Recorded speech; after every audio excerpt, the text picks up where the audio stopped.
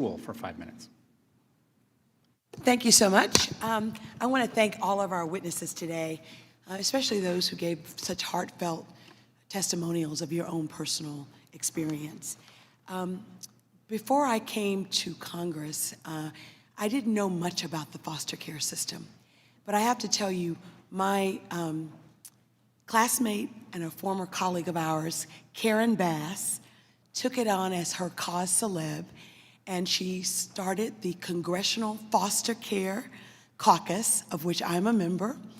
And every year, for the last 7 years, we have a shadow day where we have a foster youth shadow us. And I've learned so much from my foster youth that have shadowed me for that day. It's a day long, and it's on the Senate side and the House side. For those members who are not signed up to have a shadow, a foster youth to shadow, I would recommend the program, and I would recommend the caucus.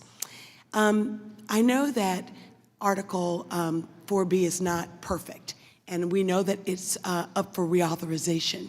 So I wanted to ask both Ms. Peterson as well as Ms. Hilton, what one big reform would you like to see? And yeah, that's my question. If you had to just sum it up to one thing that you would like to reform in Section 4B. Now, I know, Ms. Peterson, you also talked about 4E. So yeah. I'll just say Section 4. Yeah, I would love to see more, outside of what I've already spoken about, to add to that is that I'd just love to see more services in terms of mental health.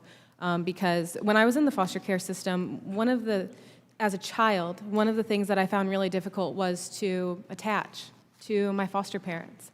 And now, as a foster parent, I know what is considered to be attachment theory. And so it's about the different ways that parents attach to their children and children attach to parents. And as a foster parent, what I've learned, and what's kind of taboo to say, is that when you're a foster parent, this attachment doesn't always happen instantaneously. You have to really work at it. And it's for the child and for the parent. And so what happens is that children receive this big gap in connectedness, this big gap in attachment. But that attachment, someone referred the first 1,000 days, right, like of life. Mm-hmm. The attachment in those first 1,000 days is absolutely critical to the development of children, no matter what age they are. Right. And so I would love to see just more education on attachment theory. How do we do it well? How do we continue to work at it when it doesn't come naturally? And how do we reverse, that trauma that comes from the disconnectedness? Thanks. If you had a magic wand and could do one reform for Title IV, what would it be? My wish would be that their children would not be put into facilities in the first place. I think it should be about community-based care, and children shouldn't be put in places and be more traumatized than when they came out. So I think that is just crucial, and having family-based care and just not having them even get into this system in the first place. Thank you. It's so important. Ms. Mansfield, can you talk, I know you know about the government programs for incarcerated persons with children in the foster care system. Can you talk about some of the private, public-private partnerships that you know about that also help? Yes, thank you, Congresswoman. There are some programs, but they are few and far between. There just are not very many. But I have seen the benefit of public-private partnerships. Certainly, like at the Women's Justice Institute, we have a grant through Cook County Health that's funded by SAMHSA. Yep. And that grant allows us to provide client care coordination for women leaving jail or prison with substance use disorders.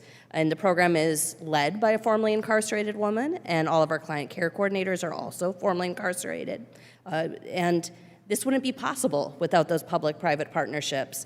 And it allows us to move really quickly in response to needs, but also to make use of Cook County Health's, their expertise and their resources. And I think that that's possible when we're speaking about these types of partnerships as well.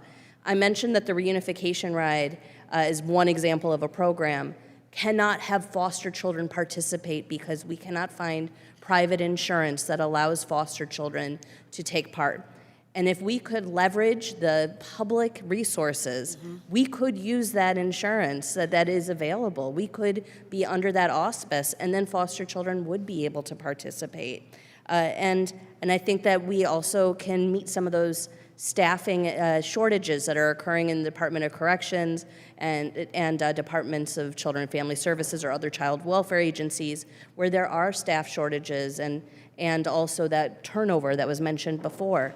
And so as a private organization, we can help to have these programs in those nonprofits.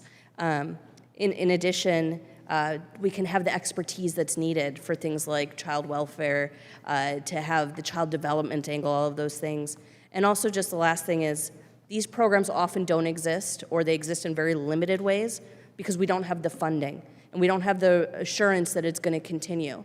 And one of the most damaging things to children is when they have one visit and they don't know when the next is going to be.